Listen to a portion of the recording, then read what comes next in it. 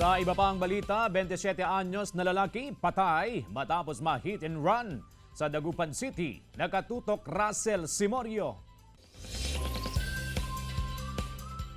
Patay ang 27 anyos na si Elmer Carino, residente ng Barangay Bunlag, Mangaldan, Pangasinan, matapos siyang ma-hit and run ng SUV habang sakay ng kanyang motorsiklo sa Perez Boulevard, Dagupan City.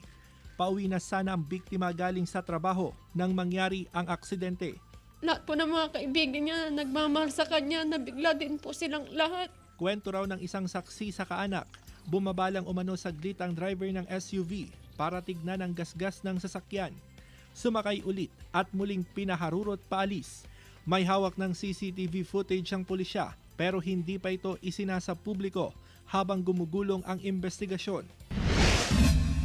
Nasawi ang ginang na si Myra Calaunan matapos sumalpok ang sinasakyang garong sa isang SUV sa National Highway ng Barangay Matik-Matik, Santa Barbara, Pangasinan.